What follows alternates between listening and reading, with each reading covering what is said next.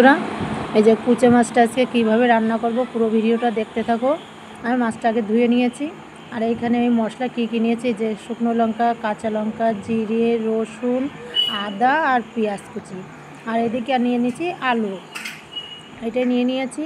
এবার এদিকে দেখো ওই মাছের নুন হলুদটা মাখিয়ে নেব। তোমরা দেখতে থাকো পুরো ভিডিওটা, কেউ স্কিপ করো না প্লিজ, সবারই অনুরোধ রইল। এই যে নুন নিয়ে নিলাম, হলুদ দিয়ে দিলাম, দিয়ে ভালো করে মাছটা আমি মাখিয়ে নিলাম। মাখানো হয়ে গেছে।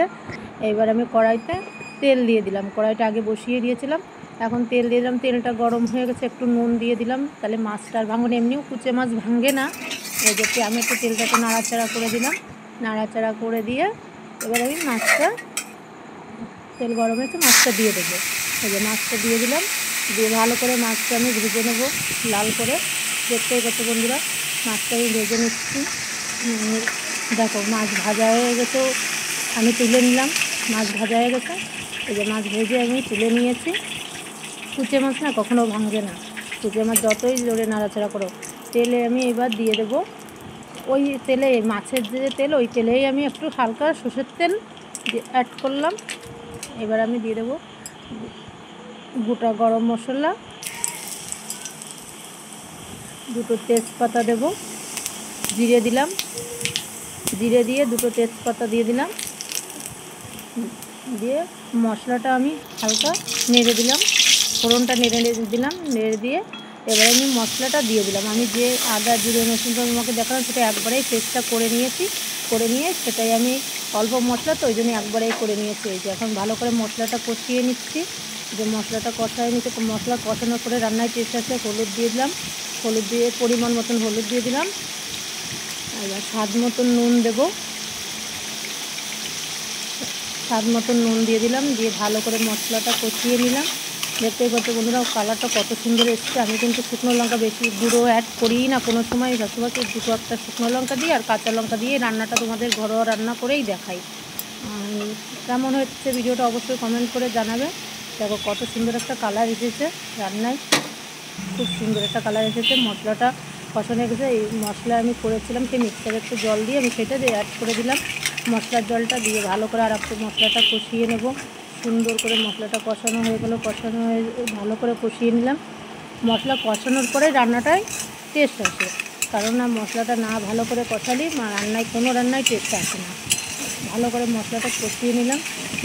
মশলাটা অনেক টাইম ধরে মশলাটা আমি কষিয়ে নিয়েছি। দেখো তেল এখনও তেল ছাড়িনি, ভালো করে আমি কষিয়ে নিচ্ছি।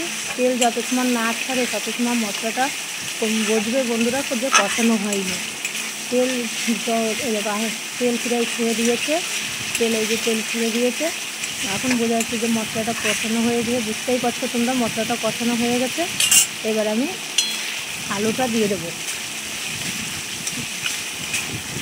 দেখতেই পাচ্ছ বন্ধুরা, মশলাটা কষিয়ে নিলাম, ভালো করে তেল ছেড়ে দিলাম, তেল ছেড়ে দিয়ে আলুটা দিয়ে দিলাম। আলুটা দিয়ে আমি ভালো করে আর একটু মশলাটা কষিয়ে নেব, সুন্দর করে মশলাটা কষিয়ে নেব, কেননা ভালো করে না কষালে তাহলে কখনো রান্নায় টেস্ট আসে না। আলু দিয়ে কষিয়ে নিচ্ছি আমি ভালো করে, ভালো করে আমি কষিয়ে নিলাম, কেননা কষানোর পরেই রান্নায় টেস্ট আসে। ভালো করে কষানো, কারণ যে কোনো রান্না একটু কষাতে হয় ভালো করে।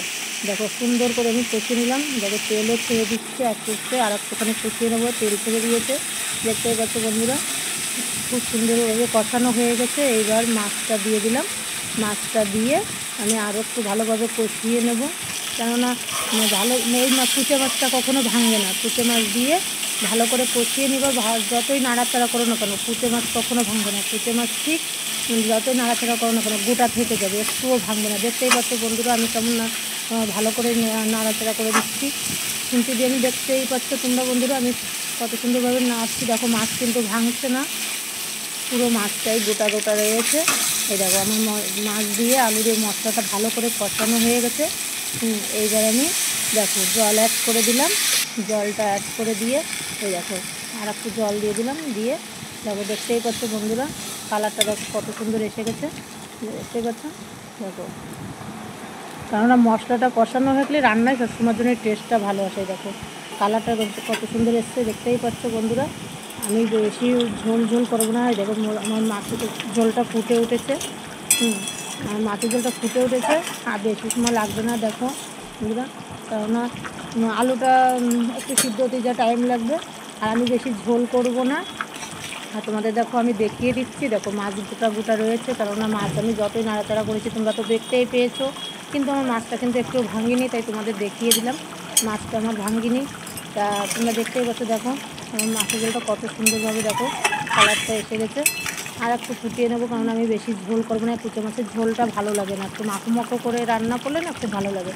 আর কে কে ভালোবাসে কুচো মাছ খেতে অবশ্যই কমেন্ট করে জানাবে। আর অনেকেই এই কুচো মাছটা চেনে না, আমি জানি অনেকেই কুচো মাছটা চেনে না, কিন্তু কুচো মাছটা যেন খাওয়া খুব শরীরের পক্ষে উপকার। গায়ে না রক্ত হয় কুচো মাছটা খেলে। দেখতে দেখো আমার পুরো মাংসের মতন করে রান্না করে নিতে হয়। দেখো কেমন ঝোলটা কমে এসছে, গা মাখা ভাবে হয়ে গেছে। এবার আমি আর বেশি না, আমি 5 মিনিট মতন ফুটিয়ে নেবো, তাহলে আমার হয়ে যাবে। দেখতে পাচ্ছি দেখো আমার আলুটা গলে গেছে। এই দেখো আলুটা গলে গেছে, আমি একটু খুন্তি দিয়ে দেখে নিলাম। আর এই দেখো মাংসটা দেখো মাংসের মতন করে আমি রান্না করে নিচ্ছি। আমি দেখো কালারে কিন্তু আমি গুঁড়ো লঙ্কার গুঁড়ো দিইনি, তাও কত সুন্দর কালার এসছে। এই যে গরম মশলা অ্যাড করে দিলাম আমি, গরম মশলা অ্যাড করে দিয়ে ভালো করে আমি একটু মিক্স করে দিলাম গরম মশলাটা। আমার মাছের ঝোলটা রান্না হয়ে এসছে, দেখতেই পাচ্ছ বন্ধুরা কত সুন্দরভাবে আমি মাছের ঝোলটা রান্না করেছি, মাংসর মতন করে একদম কষা কষা করে। আর মাছের ঝোলটা দেখতেই পাচ্ছ পুরো মাখো মাখো করে রান্না করা হয়ে গেছে, আমি ঝোল বেশি রাখিনি। দেখো ভালো করে দেখো বন্ধুরা, কালারটা দেখতে থাকো কত সুন্দরভাবে। দেখো তো কী সুন্দর কালার চলেছে। দেখো মাছের ঝোলটা হয়ে গেছে, এবার আমি নামিয়ে দিলাম। দেখতেই পাচ্ছ কালারটা কত সুন্দর এসে গেছে। দেখো দেখতে পাচ্ছ মাখো মাখো করে রান্না করে নিয়েছি, আমি বেশি ঝোল রাখিনি। তো অবশ্যই কমেন্টে জানাবে আমার ভিডিওটা কেমন হয়েছে, সবাই জানাবে। সবাই ভালো থাকবে, সুস্থ থাকবে, সবাইকে টাটা।